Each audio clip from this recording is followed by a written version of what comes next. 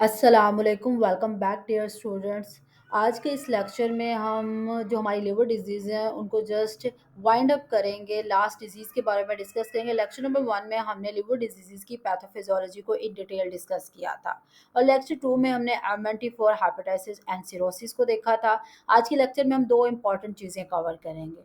First thing is medical nutrition therapy for non alcoholic fatty liver disease and second practical counselling strategies जो ensure करती हैं कि patient हमारी जो dietary advice है उसको फॉलो करें। तो स्टार्ट करते हैं हम non alcoholic fatty liver disease के ओवरव्यू से। जैसे कि हमने लेक्चर नंबर 2 में देखा था और लेक्चर नंबर 1 में देखा था कि non alcoholic fatty liver disease वो कंडीशन है जिसमें लिवर के अंदर फैट डिपॉजिट होता है, लेकिन पेशेंट अल्कोहल कंज्यूम नहीं करते या very little amount of alcohol consume करते हैं। ठीक है, और ये डिज़ीज़ साउथ एशिया में बहुत कॉमन है। उसकी मेन रीज़न यही है कि यहाँ पर ओबेसिटी, पुअर डाइट और सेडेंटरी लाइफस्टाइल, तो ये तीन चीज़ें मिलकर इस डिज़ीज़ को साउथ एशिया में कॉमन बनाती हैं कंपैरेटिवली बाकी अगर एरियाज़ की हम बात करें। रिस्क फैक्टर्स मेन इसके obesity, type 2 diabetes, high cholesterol and triglycerides and sedentary lifestyles हैं। उसके अलावा सिंपली जो फैटी लिवर डिज़ीज़ है ये प्रोग्रेस करती है फाइब्रोसिस की तरफ, देन फाइब्रोसिस के बाद cirrhosis and the end stage is liver failure होता है। तो ये एक साइकिल है कि अगर किसी पर्सन को non alcoholic fatty liver disease हो गई है, वो उसको टाइमली ट्रीट नहीं करता, मॉनिटर नहीं करता, तो क्या होता है उसमें फाइब्रोसिस का मसला हो जाता है, देन वो सिरोसिस की तरफ प्रोग्रेस करता है, last thing is liver failure. तो इसे साइलेंट डिजीज़ भी कहते हैं क्योंकि बहुत सारे पेशेंट्स में सिम्टम्स लेट स्टेजेस तक अपीयर ही नहीं होता, जिसकी वजह से उनको काफ़ी नुकसान उठाना पड़ता है। वो मज़ीद स्वेयर जो स्टेजेस हैं उनकी तरफ प्रोग्रेस कर चुके होते हैं। नाउ एमएनटी की अगर हम बात करें कि जब हम एक non alcoholic fatty liver disease के पेशेंट को ट्रीट करने जा रहे हैं तो उसके लिए हमने एमएनटी किस तरह से डिज़ाइन करनी है। क्यों ये इंपॉर्टेंट स्टेज है? बिकॉज ये एक फर्स्ट स्टेज है जो फर्दर आपको लिवर की जो हायर और कॉम्प्लिकेटेड स्टेजेस हैं उनकी तरफ लेके जाती है। तो इस स्टेज पर अगर हम अच्छे से काम कर लेंगे, लाइफ स्टाइल को इस स्टेज पर मॉडिफाई कर लिया जाएगा, तो ओवरऑल आप फर्दर कॉम्प्लिकेशन से बचे रहेंगे। तो फर्स्ट थिंग हमने क्या करनी होती है जब एमएनटी डिज़ाइन करनी होती है, जब हम लिवर पेशेंट्स के लिए एमएनटी डिज़ाइन करते हैं उसके 3 मेन न्यूट्रिशनल गोल्स होते हैं। First thing is 7 to 10% body weight loss, second thing insulin resistance को इम्प्रूव करवाना होता है, and the third thing reduce liver fat. अब हमने जो हमारा पहला गोल है 7 to 10% बॉडी वेट लॉस, उसको रिड्यूस करने के लिए क्या करना पड़ेगा, स्टेप बाय स्टेप हम हर चीज़ को विद एग्जांपल्स देखेंगे। अब वेट लॉस को अचीव करने के लिए हमें कैलोरी रिस्ट्रिक्शन करवानी पड़ेगी, जो कि हमने स्टार्टिंग के लेक्चर्स में देखा था कि किस तरह से कैलोरीज को रिड्यूस करवाते हैं, कैलोरीज किस तरह से कैलकुलेट होती हैं। तो एक थंब रूल है, हैप्पिकलिक डाइट क्रिएट करें जिसमें हमने 500 to 750 kilo calories per day deficient करना होता है। इससे क्या होगा, एक तो आपका जो ग्रेजुअल वेट है वो रिड्यूस होगा, एक सेफ तरीके से आप पेशेंट का रेट जो है वो रिड्यूस करवा पाएंगे। और हर पेशेंट का जो टोटल एनर्जी एक्सपेंडिचर होता है वो डिफरेंट होता है, वो उसके लिए आपने उसकी पर्सनल कैलकुलेशंस को ज़रूर देखना है। कंडीशन कोई भी हो, चाहे हेपेटाइटिस हो, सिरोसिस हो या even non colic fatty liver disease हो, तो हर केस में कैलोरीज जो है वो डिपेंड करती है पेशेंट की कंडीशन में। जैसे कि हम हेपेटाइटिस में बात कर रहे थे कि वहाँ पर हम बॉडी वेट के हिसाब से कैलोरीज को कैलकुलेट करते हैं, 30 to 35 किलो कैलोरीज पर केजी बॉडी वेट हम रिकमेंड करते हैं। इसी तरह हमने सिरोसिस में कहा था कि 35 to 40 तक हम किलो कैलोरीज पर केजी बॉडी वेट रिकमेंड करते हैं। इसी तरह non alcoholic fatty liver disease में जो हम कैलोरी डेफिशिएंट डाइट देते हैं, जितनी भी उसकी टोटल एनर्जी एक्सपेंडिचर आएगा या टोटल डेली एनर्जी एक्सपेंडिचर को हम उसमें से 500 to 750 किलो कैलोरीज जो है वो डेफिशिएंट कर देंगे। इससे क्या होगा, हमारा जो फर्स्ट गोल है वो अचीव होगा, ग्रेजुअल वेट लॉस होगा। और अगर मैं यहाँ पर एक आपको एग्जांपल दूँ कैलकुलेशंस की, अगेन वैसे तो आपने कैलकुलेशंस बहुत अच्छे से की हैं। फॉर एग्जांपल हमारे पास एक फीमेल है, उनकी ये एज है 40 इयर्स, वेट 80 केजीज है एंड हाइट 160 सेंटीमीटर है, और लाइफस्टाइल की बात की जाए तो सेडेंटरी लाइफस्टाइल है। इट्स मीन्स कि उसके लिए फैक्टर आएगा 1.2।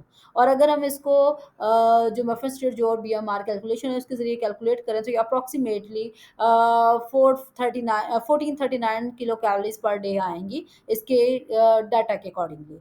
अब जब हम इसको फिजिकल एक्टिविटी के साथ मल्टीप्लाई करेंगे, टोटल एक्सपेंडिचर निकालेंगे, तो 1727 अप्रॉक्सीमेटली बनते हैं। अब हमारा गोल क्या है, हमने जो टोटल कैलोरीज जो हमारे पास बताई उसमें से 500 टू 750 कैलोरीज को रिड्यूस करवाना है। तो उसके लिए सिंपली हम उतनी कैलोरीज को माइनस करेंगे तो हमारे पास 1227 टू या 1200 किलो कैलोरीज पर डे बच जाएंगी। तो हमने इनको मॉनिटर बड़ा क्लोजली करना होता है, फिजिशियन सुपरविजन रिक्वायर होती है जब हम इतनी लो कैलोरिक डाइट दे रहे होते हैं, ठीक है। तो इस तरह से आपने सिंपली स्टेप बाय स्टेप चीज़ों को कैलकुलेट करना है, देन आपने कैलोरी रिक्वायरमेंट्स निकालनी है, उस कैलोरी रिक्वायरमेंट के अकॉर्डिंगली आप इस पेशेंट के लिए डाइट प्लान बनाएंगे, ठीक है। सेकंड थिंग क्या आ जाती है, मैक्रोन्यूट्रिएंट्स टारगेट। माइक्रोन्यूट्रिएंट्स में हमारे पास प्रोटीन, फैट्स एंड कार्बोहाइड्रेट्स तीनों चीज़ें आती हैं। First thing is protein. Non alcoholic fatty liver disease patient को आप 1 से 1.2 ग्राम पर केजी बॉडी वेट के हिसाब से प्रोटीन रिकमेंड करेंगे, सेम लाइक हाइपेटाइटिस। हेपेटाइटिस में भी हम ऑलमोस्ट 1 से 1.5 तक रिकमेंड करते हैं, उसमें थोड़ी सी अमाउंट इंक्रीज है।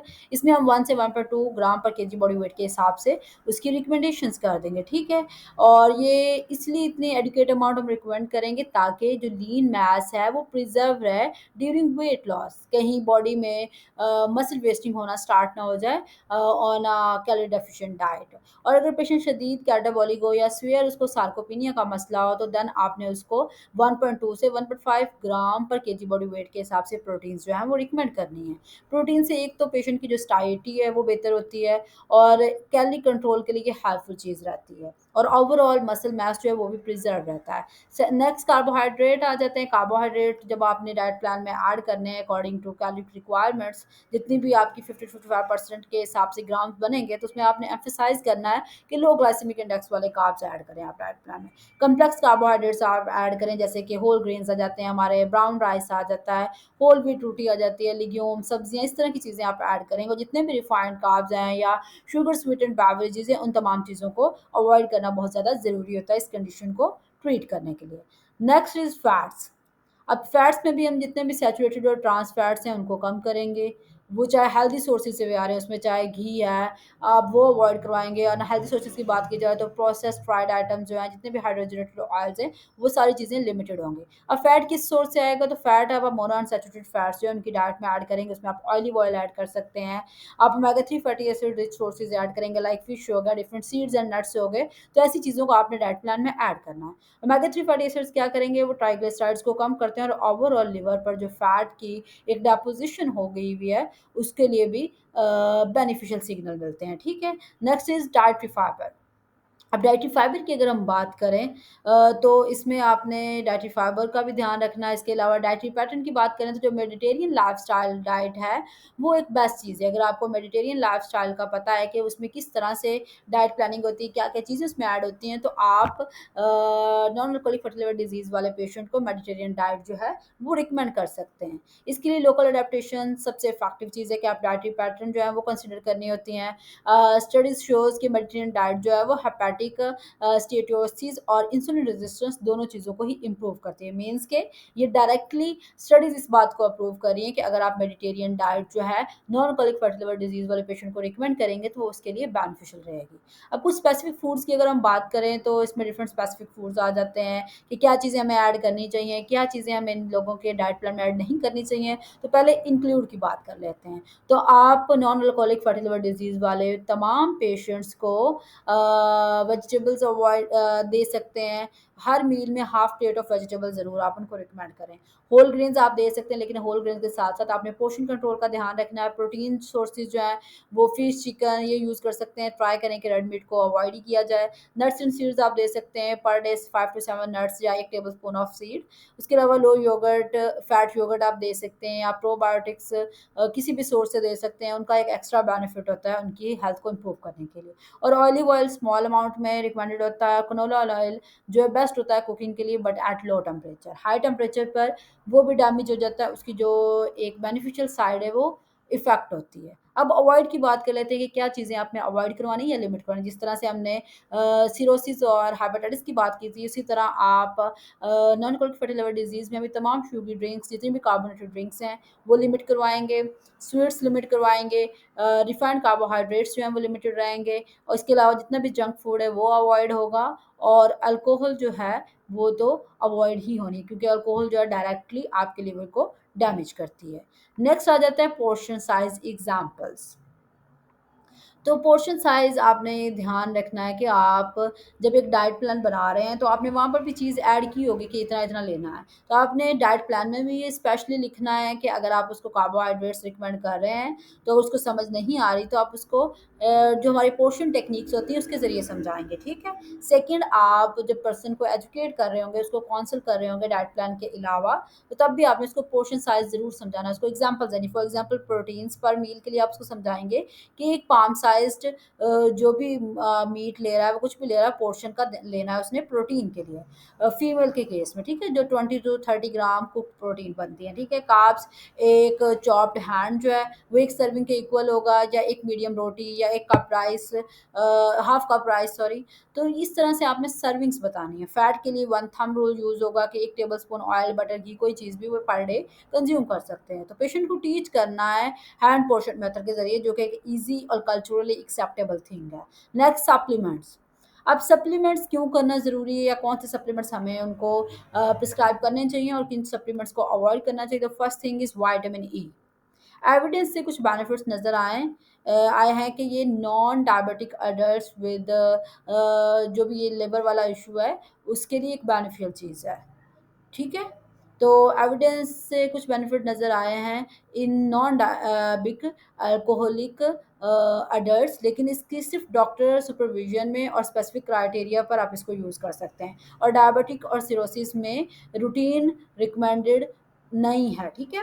अब मैं अगेन बता दूं, विटामिन ई सप्लीमेंट स्टडीज इस बात को प्रूव करती हैं कि जो नॉन डायबिटिक पेशेंट्स हैं, जिनको फैटी लिवर डिजीज़ का मसला है, उनके लिए ये बेनिफिशियल है।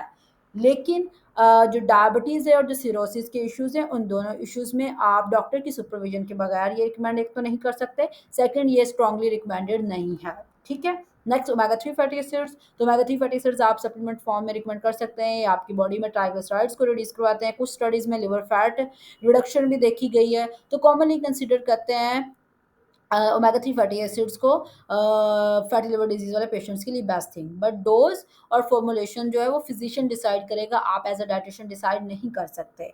आपने इस केस में जब भी आपने सप्लीमेंट्स रिकमेंड करनी है, तो आपने थोड़ा-सा बाकी हेल्थ केयर वर्कर के साथ भी कोऑर्डिनेट करना है। अदर सप्लीमेंट्स की बात की जाए, तो आप प्रोबायोटिक्स रिकमेंड कर सकते हैं, विटामिन डी रिकमेंड कर सकते हैं, और ओवरऑल अगर आपको कोई न्यूट्रिएंट डेफिशिएंसी नज़र आए, तो आप वो न्यूट्रिएंट्स रिकमेंड कर सकते हैं।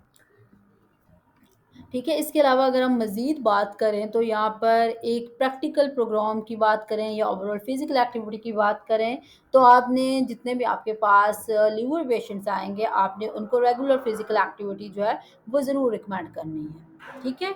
उसके अलावा उनको वीक में 2 टाइम्स आपने रेजिस्टेंस ट्रेनिंग ज़रूर रिकमेंड करनी है। इसका मतलब क्या है कि आप पेशेंट, जो भी कोई लिवर पेशेंट आपके पास आता है, आपने उसको रिकमेंड करना है कि वो डेली बेसिस पर वॉक ज़रूर करें, जो भी हमारा नॉर्मली 30-45 मिनट की वॉक होती है, और वीक में कोई 2 दिन डिसाइड करें जिसमें वो स्ट्रेंथ ट्रेनिंग, अब स्ट्रेंथ ट्रेनिंग में क्या आ जाता है, लाइट वेट लिफ्टिंग्स आ जाती है, स्ट्रेचिंग आ जाती है, या स्ट्रेच बैंड्स आ जाते हैं, स्क्वाट्स आ जाते हैं। इस तरह की छोटी-मोटी चीज़ें जो है वो पेशेंट वीक में 2 टाइम्स जो है वो ज़रूर ट्राई करें, ठीक है? ओवरऑल अगर हम बात करें मज़ीद इस बारे में, तो आप उसको इस तरह से कह सकते हैं पेशेंट को कि आपने स्टार्ट करना है एक लो स्टेप से, छोटे स्टेप से। किस तरह से छोटे स्टेप से, कि वॉक स्टार्ट करें 20 मिनट पर डे के हिसाब से, देन पहले 1-2 वीक्स 20 मिनट रखें, देन ग्रेजुअली इसको इंक्रीज़ करवाते जाएँ। क्योंकि एक पेशेंट को आप एकदम से जब कहेंगे ना कि आपने इतनी एक्सरसाइज भी करनी थी, स्ट्रेंथ ट्रेनिंग भी करनी है, तो वो नहीं करेगा। आपने उसको सिंपली कहना है, अगर उसकी कंडीशन इस तरह से वर्स हो चुकी है, तो आपने उसको कहना है जी पहले 1-2 वीक आप सिर्फ 20 मिनट वॉक कर लें, और वीक में एक दफ़ा रेजिस्टेंस एक्टिविटी या एक्सरसाइज कर लें, ठीक है? देन आपने उसको वीक 2 और 3 में ये कहना है कि आप अब अपनी जो फिजिकल एक्टिविटी है उसकी टाइमिंग को इंक्रीज करवाएं, देन आप 30 से 40 मिनट तक इस वॉक को लेके जाएं, और जो रेजिस्टेंस एक्टिविटी है उसको वीक में 2 टाइम्स कर दें। देन जैसे-जैसे टाइम इंक्रीज़ होता जाएगा, उस तरह से आपने चीज़ों को जो है वो चेंज करते जाना है, उनकी रूटीन को चेंज करते जाता है। अब स्ट्रेंथ ट्रेनिंग में अगेन मैं बता दूँ कि आप क्या-क्या एक्सरसाइज़ेज़ रिकमेंड कर सकते हैं, तो आप इसमें स्क्वाट्स रिकमेंड कर सकते हैं, आप इसमें जो स्ट्रेचिंग है वो रिकमेंड कर सकते हैं, आप इसमें लाइट डंबल्स रिकमेंड कर सकते हैं, लाइट वेट्स रिकमेंड कर सकते हैं। और फॉर कार्डियो जो हमने वॉक ऐड की है इसमें, उसके लिए आप उसको ब्रिस्क वॉक रिकमेंड कर सकते हैं। इवन साइकिलिंग और स्विमिंग भी अगर वो 20-30 मिनट कर रहा है तो वो इक्विवेलेंट उसके वॉक के होगा, क्योंकि हमारा मकसद है ओवरऑल उसकी एरोबिक एक्टिविटी को इंक्रीज कराना। ठीक है। इसके अलावा अगर मजीद रेजिस्टेंस ट्रेनिंग की एग्जांपल की बात की जाए तो आप इसमें लॉन्जिस उनको कह सकते हैं, पुशअप्स उनको रिकमेंड कर सकते हैं, और प्लैंक्स रिकमेंड कर सकते हैं। लेकिन कीप इन माइंड के उनको स्टार्ट स्लोली करना है, कम इंटेंसिटी से स्टार्ट करना है, देन ग्रेजुअली उसको इंक्रीज कराना है। ठीक है। नेक्स्ट थिंग आ जाती है जी, मील प्लान। यहाँ पर मैंने एक सैम्पल मील प्लान बनाया है लिवर पेशेंट्स के लिए, कि फॉर एग्जांपल आपके पास अगर non alcoholic fatty liver disease का पेशेंट आ गया है, वो ओवरवेट है, तो आपको उसका डाइट प्लान किस तरह से कस्टमाइज करेंगे।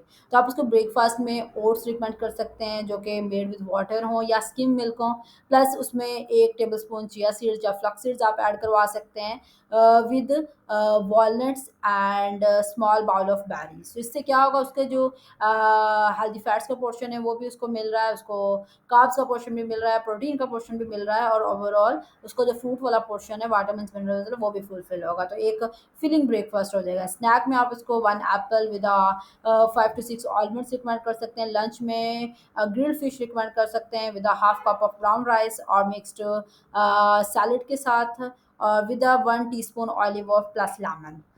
लेमन यहाँ पे क्यों मेंशन है कि आप ताकि जो सॉल्ट है उसको रिस्ट्रिक्ट रखें और लेमन के साथ उसके स्पाइस लेवल को थोड़ा सा बैलेंस करें।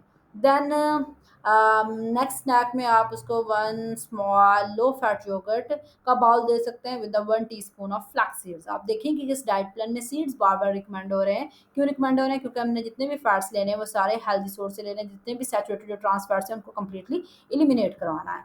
देन डिनर में आप एक होल व्हीट चपाती दे सकते हैं जो कि मीडियम साइज़ की होनी चाहिए। उसके साथ आप किसी भी वेजिटेबल या चिकन की कड़ी दे सकते हैं जो कि लो ऑयल फॉर्म में कुकड हो। अगर चिकन है तो वो स्किनलेस होना चाहिए with 1 cup of saute mix vegetables और in salad form. And the bed time पे आप ग्रीन टी रिकमेंड कर सकते हैं विद रोस्टेड चना, और मिल्क रिकमेंड कर सकते हैं, लेकिन वो लो फैट मिल्क होना चाहिए। ठीक है। अब लोकल स्वैप्स और टिप्स की बात की जाए तो आप पराठा लवर्स, फॉर एग्जांपल कोई पेशेंट है वो पराठा लवर है, तो आपने उसको कहना है कि वो तवे पर एक रोटी बना ले सिंपल, वो भर भर के घी वाला पराठा ना बनाए, उसमें मिनिमल ऑयल यूज़ कर ले, होल व्हीट आटा यूज़ कर ले, या रोल थिन रोटी को बिल्कुल थिन बना ले, तो एक small paratha once a week वो यूज़ कर सकता है। इसके अलावा बिरयानी क्रेविंग जिन लोगों को होती है तो उनका भी आपने पोर्शन को कंट्रोल करना है, कि अगर वो पहले बड़ी प्लेट ले रहे हैं तो आप उनको रिकमेंड करेंगे कि वो अपना प्लेट साइज़ चेंज कर लें, स्मॉल प्लेट्स यूज़ कर लें, साइड्स का पोर्शन इंक्रीज़ करवा दें, उसमें ऑयल लेस यूज़ हुआ हुआ, और चिकन को प्रेफ़र करें ओवर द मटन और बीफ, एंड स्किप करें रायता फुल ऑफ क्रीम वाला, कि हैवी वाला रायता जो है वो स्किप करते हैं वो लोग। ठीक है। इसके अलावा वो लोग जो मिठाई लवर होते हैं उनको आप रिप्लेसमेंट में कह सकते हैं कि वो मिठाई की प्लेस पर अपनी शुगर क्रेविंग्स को मीट करने के लिए 1 स्मॉल पीस ऑफ फ्रूट्स ले सकते हैं, या small portion of mix nuts जो है वो यूज़ कर सकते हैं। तो स्टूडेंट्स को आपने एक कंप्लीट इन्फॉर्मेशन देनी है। आपने जितने भी आपके पास पेशेंट्स हैं उनको आपने कंप्लीट इन्फॉर्मेशन प्रोवाइड करनी है कि किस तरह से वो अपने डाइट में जो हेल्दी चीज़ें हैं उनको हेल्दी पोर्शंस के साथ या हेल्दी ऑप्शन के साथ स्वैप कर सकते हैं। अब काउंसलिंग स्किल्स की बात कर लेते हैं। मोस्ट डिटेल्ड तो हम इसको नहीं देखेंगे, लेकिन जितना हो सका हम उसको करने की ट्राई करेंगे। न्यूट्रिशन एडवाइस तभी काम करती है जब पेशेंट बिहेवियर अपना चेंज करे। अगर पेशेंट अपने पुराने बिहेवियर पर भी रिस्ट्रिक्ट है, वो अपने बिहेवियर को चेंज नहीं कर रहा, स्टक है, तो आप उसको कोई भी डाइट प्लान दे रहे हैं वो उसके लिए वर्क नहीं करेगा। यहाँ मैं आपको हर टेक्निक बताने की कोशिश करूँगी कि एक-एक मिनट किस तरह से रोल प्ले करता है ओवरऑल पेशेंट्स के बिहेवियर्स को मॉडिफ़ाई करने के लिए। तो फर्स्ट थिंग, जब आपने पेशेंट की काउंसलिंग करनी है तो आपने एक रैपिड बिल्डिंग करनी है। रैपिड बिल्डिंग क्या है कि आपने अपनी एक उसके सामने इमेज बनानी है कि पेशेंट के आपके साथ जो है एक ट्रस्ट लेवल बिल्ड हो जाए, कनेक्शन बिल्ड हो जाए। आपने ये नहीं करना कि आप डायरेक्ट पेशेंट से उसका प्रॉब्लम पूछना स्टार्ट कर दें या उसको क्रिटिसाइज़ करना स्टार्ट कर दें कि आपने ध्यान नहीं रखा तो ये इशू हो गया, या किस गलती से ये हुआ है। आपने इस तरह से नहीं करना। जब आपके पास एक पेशेंट आ रहा है तो आपने उसके साथ सिंपल एक स्माइली फेस के साथ सलाम देना है, उसका नाम पूछना है, फैमिली सिचुएशन पूछनी है, डेली रूटीन पूछनी है, देन फिर आपने आना है उसके टाइम टेबल पर ओवरऑल। कि आपका टाइम टेबल कैसा है, आप सुबह क्या खाते हैं, फैमिली किस तरह खाना बनाती है, घर में ब्रेड अर्नर कौन है। तो इस तरह से आप सिंपल-सिंपल छोटे-छोटे चंक्स में क्वेश्चंस करेंगे, ठीक है? देन आप उसको असेस करेंगे, उससे परमिशन लेके कि क्या मैं आपसे आपके रोज़ाना खाने और चलने की आदत के बारे में डिटेल में पूछ सकता हूँ या पूछ सकती हूँ? तो देन अगर वो आपको परमिट करेगा, तो देन आप पेशेंट से फर्दर इन्फॉर्मेशन लेंगी। अब परमिशन का मतलब क्या है कि यहाँ पर आप जब पेशेंट से परमिशन लेते हैं तो वो ज़्यादा आपके साथ रिलेट करता है, उसका कनेक्शन बिल्ड होता है और वो ज़्यादा एंगेज होता है उस प्रोसेस में। अब पहली चीज़ आपने एक अपनी उसके साथ अपने रैपो बनानी है। सेकंड थिंग आपने उससे कुछ भी पूछने से पहले या असेस करने से पहले उससे परमिशन लेनी है। थर्ड थिंग जितने भी क्वेश्चंस करेंगे वो सारे ओपन एंडेड होने चाहिए। और ओपन एंडेड क्या कि आप इस तरह से क्वेश्चन करेंगे, फॉर एग्जांपल आपको लगता है सबसे मुश्किल क्या होता है डाइट फॉलो करने में, तो उससे आपको आइडिया हो जाएगा कि उसकी क्या प्रिस्क्रिप्शन है डाइट के अकॉर्डिंगली। या आप उससे पूछ सकते हैं कि आपने जो अब तक वेट मैनेज किया हुआ है वो इम्प्रेसिव है, लेकिन हम इसको मज़ीद बेहतर बना सकते हैं, मतलब उसको भी बुरा ना लगे कि मैं क्रिटिसाइज़ किया जा रहा हूँ, और उसका ओवरऑल जो प्रॉब्लम है उसको भी रिज़ॉल्व किया जा सके। या आप अगर खाने के बारे में पूछ रहे हैं तो आप इस तरह से पूछ सकते हैं, तो आप खाना चाहते हैं कि टाइम कम मिलता है हेल्दी खाना रेडी करने के लिए। मतलब अगर वो अनहेल्दी चीज़ें ले रहा है तो आप उससे इस तरह से पूछेंगे कि मतलब आप अनहेल्दी क्यों खा रहे हैं? क्या रीज़न है? आप अनहेल्दी फूड आपकी प्रेफ़रेंस है या आपको हेल्दी फूड प्रिपेयर करने के लिए उस तरह से टाइम नहीं मिलता? तो इस तरह से आपने डाटा को एक प्रोफ़ेशनल वे में आपने कलेक्ट करना है, देन सेशन के एंड पर आपने शॉर्टली उसको समराइज़ करेंगे एंड देन नेक्स्ट स्टेप्स की तरफ मूव करेंगे। अब नेक्स्ट स्टेप क्या है, उसमें आपने उसकी प्रायोरिटीज़ और जितने भी उसके बैरियर्स हैं, उनको आइडेंटिफ़ाई करना है कि पेशेंट की क्या प्रायोरिटीज़ है, पेशेंट की क्या बैरियर्स हैं, उन चीज़ों को देखेंगे, ठीक है? फर्स्ट थिंग क्या आ जाती है, बैरियर में बैरियर डिफरेंट हो सकते हैं, टाइम का इश्यू हो सकता है पेशेंट के साथ कि वो उस चीज़ को उस तरह से फॉलो ना कर पा रहा हो, बजट इशू हो सकता है, टेस्ट प्रेफरेंसेस हो सकती हैं या फैमिली रेजिस्टेंस हो सकती है। तो आपने उसके बैरियर्स को आइडेंटिफाई करना है और फॉर एवरी बैरियर के लिए उसको एक प्रैक्टिकल सॉल्यूशन जो है वो सजेस्ट करना है, ठीक है? देन सेट करने हैं आपने स्मार्ट गोल्स। अब पेशेंट का काम यहाँ पे खत्म हो गया, आपने पेशेंट से अपना रिक्वायर्ड डाटा ले लिया, अपनी रिक्वायर्ड इनपुट ले लिए, उससे आपने डेमोग्राफिक चीज़ें भी पूछ ली हैं, आपने उससे ईटिंग पैटर्न्स भी पूछ लिए हैं, उसकी क्लिनिकल वैल्यूज़ को भी देख लिया। अब यहाँ पर आपका बीइंग अ डायटीशियन काम स्टार्ट होता है कि आपने जो भी गोल बनाने हैं उसके लिए वो रियलिस्टिक और स्मार्ट गोल सेट करने हैं। और स्मार्ट गोल का मतलब क्या होता है, जो स्पेसिफिक भी हो, मेजरेबल भी हो, अचीवेबल भी हो, रेलेवेंट भी हो और टाइम बाउंड भी हो, ठीक है? अब इस कि एग्जाम्पल की अगर हम बात करें, for example short term goals होते हैं कि जी मैंने 1 महीने में इतना वज़न कम कर लेना है, 4 किलो कर लेना है, 10 किलो कर लेना है, ये शॉर्ट टर्म गोल्स हैं। अगर पेशेंट को हम लूज़ करवा भी दें तो उसके वापस रिटेन होने के चांसेस होते हैं, ठीक है? तो हमने लॉन्ग टर्म गोल्स पर फोकस करना है, कि हम अगले वीक में या इस वीक में 0.5 या 1 केजी वेट लूज़ करेंगे, ये एक रियलिस्टिक गोल है, ये अचीवेबल भी है। ये वॉक अगर हम उसको वो पहले से फिज़िकली एक्टिव नहीं है, उसकी वॉक करवा रहे हैं, तो हम उसको अगर 20 या 15 मिनट कहेंगे तो वो कर भी लेगा, रियलिस्टिक चीज़ है। लेकिन अगर हम उसका स्टार्ट ही 40 या 50 मिनट से करवा देंगे तो वो उसको नहीं करेगा। तो सारी चीज़ों को देखना है उसके अकॉर्डिंगली। इसके अलावा देन आपने एक्शन प्लान बनाना है। एक्शन प्लान मतलब कि आप इन सारी इन्फॉर्मेशन को गैदर करके उसको यूटिलाइज़ करके आप एक डाइट प्लान डिज़ाइन करेंगे। डाइट प्लान उसकी बेस पर डिज़ाइन होगा जो हमने प्रीवियसली तीनों कंडीशन के अकॉर्डिंगली उसकी एमएनटी को देखा है कि किस कंडीशन में किस चीज़ को रिस्ट्रिक्ट करना है, किस कंडीशन में किस चीज़ को आपने इंक्रीज़ या डिक्रीज़ करवाना है, ठीक है? आप एक्शन प्लान बनाएँगे, एक्शन प्लान के बाद फिर आप उसको सेल्फ मॉनिटरिंग का भी गाइड करेंगे कि आपने अपने आप को डेली बेसिस पर किस तरह से मॉनिटर करना है, उसको इनकरेज करना है कि वो अपनी फूड डायरी बनाए, फूड लेबल्स को रीड करे या खाते हुए थोड़ा-सा एक्टिवली चीज़ों को चूज़ करे, वाइज़ली चीज़ों को चूज़ करे, तो ये चीज़ें आपने उसको बतानी है। देन ये सारे स्टेप्स करने के बाद लास्ट स्टेप होता है फ़ॉलो अप एंड अकाउंटेबिलिटी। मतलब आपके पास एक पेशेंट आया, आपने उसके साथ अपना कनेक्शन बिल्ड कर लिया, उससे इन्फॉर्मेशन भी ले ली जो आपको रिक्वायर्ड थी, एक डाइट प्लान कस्टमाइज़ करने के लिए ओपन एंडेड क्वेश्चंस भी आपने यूज़ कर लिए, आपने उसकी प्रायोरिटीज़ और बैरियर्स को भी आइडेंटिफाई कर लिया, उसकी बेसिस पे उसको प्रैक्टिकल सॉल्यूशंस भी दे दिए एंड अपना एक रियलिस्टिक गोल सेट करके आपने उसके अकॉर्डिंगली एक एक्शन प्लान बना के उसको दे दिया, देन उसको सेल्फ मॉनिटरिंग गाइडलाइंस भी दे दी। लास्ट थिंग होती है फॉलो अप। तो आप उसको वीकली क्विक फ़ोन मैसेज करेंगे कि वो मंथ में किस डेट को मंथ में 1-2 टाइम आपको विज़िट करे फॉर फॉलो अप के लिए, और फिज़िकल चेक के लिए वो 2 या 4 वीक्स बाद ज़रूर आए।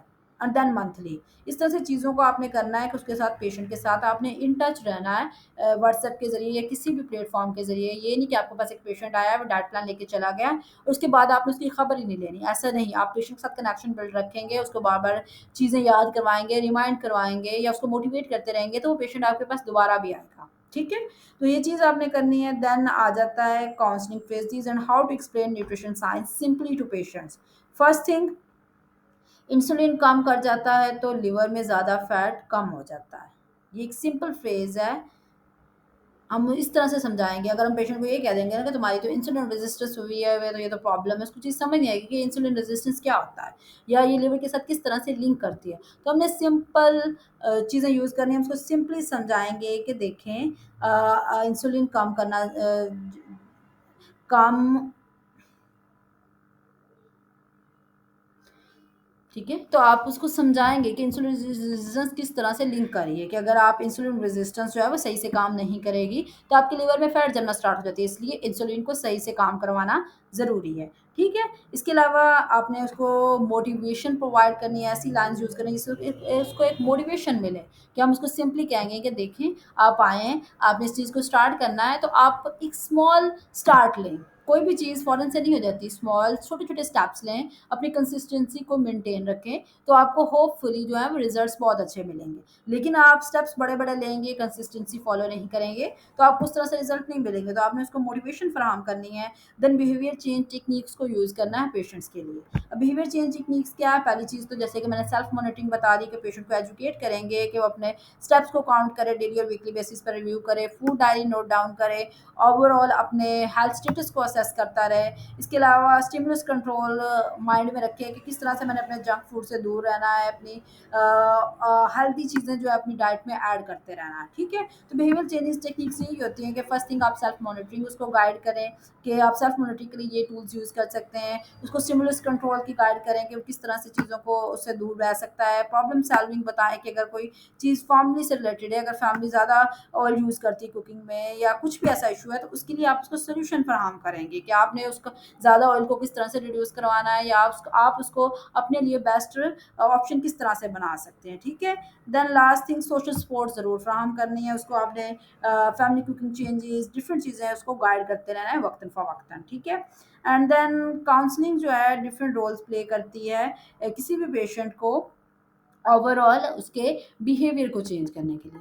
तो उसके बारे में हम बात कर लेते हैं। The first thing is patient with the sweet cravings. अगर एक पेशेंट है, उसको स्वीट्स की क्रेविंग्स बहुत होती हैं, तो आप एज़ अ डायटीशियन आप बताएँगे कि स्वीट्स को टेस्ट को सबसे ज़्यादा कब चाहिए होता है। ठीक है? अ, ठीक है, आप बताइए। नहीं, फॉर एग्जांपल मैं अगेन आपको एक्सप्लेन कर दूँ कि फॉर एग्जांपल आपके पास एक पेशेंट आया है, उसको स्वीट्स की बहुत ज़्यादा क्रेविंग्स होती हैं, ठीक है?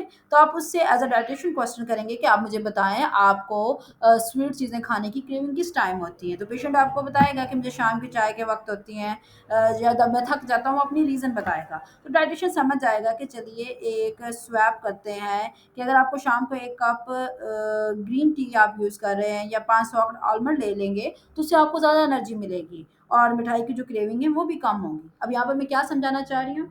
ये समझाना चाह रही हूँ कि आपके पास कोई पेशेंट आता है किसी ऐसे प्रॉब्लम के साथ जो आपको लगता है कि वो उस चीज़ को नहीं छोड़ेगा, तो उसमें आपने गाइड करना है। फॉर एग्ज़ाम्पल एक पेशेंट आया है, उसको स्वीट्स की बहुत ज़्यादा क्रेविंग्स होती हैं, तो आपने पहला क्वेश्चन उससे करना है कि आपको स्वीट्स की क्रेविंग्स होती हैं, किस टाइम होती हैं? आपका किस टाइम मीठा खाने को दिल करता है? तो वो आपको क्लियरली बताएगा कि मेरा शाम को चाय के साथ खाने को दिल करता है या जब मैं बहुत थक जाऊँ तब दिल करता है। जो भी वो बताएगा, तो देन आपने एज़ अ डायटीशियन उसको अल्टरनेटिव बताना है कि देखिए आपका इस टाइम दिल करता है ना, इस टाइम आप चाय अगर लेते हैं, तो चाय को आप ग्रीन टी के साथ स्वैप कर दें और जो आप वहाँ पे मीठा खाते हैं उसकी जगह पे आप फ्रूट्स ले लें, ड्राई फ्रूट्स ले लें, कुछ शामी ले लें। इस तरह की चीज़ लेंगे, इससे क्या होगा, एक तो आपकी शुगर क्रेविंग जो है स्लोली-स्लोली कंट्रोल होंगी और दूसरा आपकी बॉडी को जो है वो एनर्जी भी मिलेगी। ठीक है? तो ये आपके सामने में जस्ट मैंने एक एग्ज़ाम्पल रखी है। सेकंड आ जाता है, फॉर एग्ज़ाम्पल एक फीमेल है, उसको फैटी लिवर डिज़ीज़ का इश्यू है और वो बिज़ी हाउसवाइफ़ है, उसके पास टाइम नहीं है मील प्रिपरेशन का या इस तरह की चीज़ों करने का। तो आप उससे बीइंग अ डायटीशियन पूछेंगे कि आप सुबह बिज़ी होती हैं या घर पर क्या घर पर कुछ रेडी रखती हैं? ठीक है? तो वो आपको बताएँगी कि नहीं, मैं सब कुछ ही फ्रेश बनाना पड़ता है, या मैं रेडीमेड चीज़ें नहीं रखती, या जो भी बताएँगे। तो आप उसको बताएँगे कि देखें, आप ऐसा करें, आप अपने ओवरऑल जो डाइट रूटीन है उसको किस तरह से मैनेज करेंगे, उसका आप उसको सॉल्यूशन प्रोवाइड करेंगे। ठीक है? देन नेक्स्ट थिंग आ जाती है follow up and monitoring. Follow up monitoring में क्या होगा, आपने इनिशियल विज़िट जो है, एक baseline weight, waist circumference, BP, उसकी जितनी भी इनिशियल वैल्यूज़ हैं सारी चीज़ों को रिकॉर्ड करेंगे, गोल सेट करेंगे, देन फॉलो अप शेड्यूल करेंगे कि आपने वीक 1 और 4 वीकली कॉन्ट्रैक्ट हमारा जो है किसी भी तरह से होगा। फॉर एग्ज़ाम्पल मैं अगेन बताऊँ, यहाँ पे मैं क्या समझाने की कोशिश कर रही हूँ, आपको थोड़ा-सा समझने की ज़रूरत है। मैं अगेन उसको सिंपल वर्ड्स में एक समझाने की कोशिश कर लेती हूँ कि फॉर एग्ज़ाम्पल आपने किस तरह से फ़ॉलो अप या मॉनिटरिंग के लिए पेशेंट को एजुकेट करना है। आपने सिंपली जब आपके पास एक नया पेशेंट आया तो उसको पहले 1 से 2 वीक के आप उसके साथ व्हाट्सएप पे कॉन्टैक्ट में रहेंगे, उसको चीज़ें गाइड करते रहेंगे। देन आपने उसको कहना है कि वो मंथ में 1 या 2 दफ़ा क्लिनिक पर विज़िट ज़रूर करें। अपने वाइटल साइंस को चेक करवाने के लिए, अपने वेट को और फूड डायरी को डिस्कस करने के लिए, ठीक है? और जो लैब वैल्यूज़ हैं वो 3 मंथ बाद रिपीट होती रहनी चाहिए ऐसे केसेस में, ठीक है? तो ये डिपेंड करता है प्रोग्रेस पे, ओके? ओवरऑल ये हो गया, इसके बाद आ जाती है डॉक्यूमेंटेशन की बात। तो डॉक्यूमेंटेशन हमने इन डिटेल पढ़ा हुआ किस तरह से आपने एक पेशेंट की डॉक्यूमेंटेशन करनी होती है। इसके अलावा प्रैक्टिकल काउंसलिंग टिप्स हम उनको देंगे, उनको सब्स्टिट्यूट्स का बताएँगे कि अगर वो सॉल्ट कंटेंट बहुत ज़्यादा करता है तो उसकी जगह वो लेमन्स एंड हर्ब्स यूज़ कर सकता है। फ्राइड आइटम्स ले रहा है तो वो फ्राइंग वाली उसी चीज़ को ग्रिल या बेक कर सकता है। अगर वो सोडा वाटर बहुत ज़्यादा यूज़ करता है उसकी जगह इन्फ्यूज़ वाटर या ग्रीन टी का इंटेक किया जा सकता है। प्रॉपर उसको जो एक नॉलेज होती है ना वो आपने प्रोवाइड करनी है, उसकी फैमिली को इन्वॉल्व करना है, इंकरेजमेंट उसको प्रोवाइड करनी है, ठीक है? और ओवरऑल आपने सिर्फ़ आपका काम बीइंग अ डायटीशियन ये नहीं होता कि आप पेशेंट पे काम कर रहे हैं। बीइंग अ डायटीशियन आपका काम होता है आप उनके फैमिली मेंबर पे वर्क कर रहे होते हैं। कि जो चीज़ पेशेंट को समझ नहीं आ रही है, जिस चीज़ में पेशेंट को सपोर्ट चाहिए फैमिली की, तो आप उस केस में फैमिली को एजुकेट करें, उनको मोटिवेट करें कि वो किस तरह से अपने पेशेंट को सपोर्ट करें, ठीक है? तो आप इस तरह से एक पेशेंट की काउंसलिंग कर सकते हैं, काउंसलिंग के डिफरेंट स्टेप्स को यूज़ कर सकते हैं, प्रॉपर्ली एक लीवर पेशेंट को डायग्नोज़ करने के लिए और उसके लिए कस्टमाइज़ डाइट प्लान बनाने के लिए। और इंशाल्लाह हम जो हमारा नेक्स्ट लेक्चर होगा, उसमें हम जीआईटी ट्रैक वाले डिसऑर्डर्स को स्टार्ट करेंगे, उसकी पैथोफिज़ियोलॉजी देखेंगे कि किस तरह से जीआईटी डिसऑर्डर्स जो हैं वो होती हैं। और ओवरऑल समराइज़ किया जाए तो नॉन क्वालिफाइड लिवर डिज़ीज़ को ट्रीट करने के लिए टोटली लाइफ़स्टाइल को मॉडिफ़ाई करने की ज़रूरत होती है। 7 टू 10% वेट लॉस जो एक रियलिस्टिक टारगेट होता है फॉर मीनिंगफुल लिवर इम्प्रूवमेंट के लिए। और मेडिटेरियन लाइफ़स्टाइल जो वो बेस्ट वर्क करती है, ये वाली डाइट है। Overall 500 to 750 kilocalories deficient commonly use होता है इस कंडीशन को मैनेज करने के लिए। और एक्सरसाइज एक इंपॉर्टेंट रोल अदा करती है, रेजिस्टेंस ट्रेनिंग जो है वो बहुत इंपॉर्टेंट होती है, और काउंसलिंग स्किल्स पेशेंट एडहेरेंस के लिए एक इसेंशियल चीज़ होती है, ठीक है? तो आई होप सो कि आपको आज का लेक्चर मैंने काफ़ी इन डिटेल में बताने की कोशिश की और आपको काफ़ी इन डिटेल समझ भी आ गया होगा। जिस पॉइंट पर आपको समझ नहीं आई होगी वो आप मुझे टेक्स्ट कर दीजिएगा, वॉइस मैसेज कर दीजिएगा, इंशाल्लाह मैं आपको उसका आंसर कर दूँगी। और बाकी इंशाल्लाह मंडे वाली क्लास में मैं आपको जीआईटी ट्रैक वाले डिसऑर्डर स्टार्ट कराऊँगी, उसकी पैथोफिजियोलॉजी समझाऊँगी। और बाकी आपने मुझे ये भी कंफर्म कर देना है कि आप लाइव सेशन मंडे को भी अगर चाहते हैं तो हम मंडे को भी रख लेंगे इस वाले 2 लेक्चर्स को डिस्कस करने के लिए भी। लेकिन अगर आपको वेडनेसडे को ही चाहिए तो फिर हम जीआईटी डिसऑर्डर्स को डिस्कस करके वेडनेसडे को हम लाइव सेशन रख लेंगे जिसमें आप लिवर और जीआईटी ट्रैक दोनों ही चीज़ों को इन डिटेल डिस्कस कर लीजिएगा।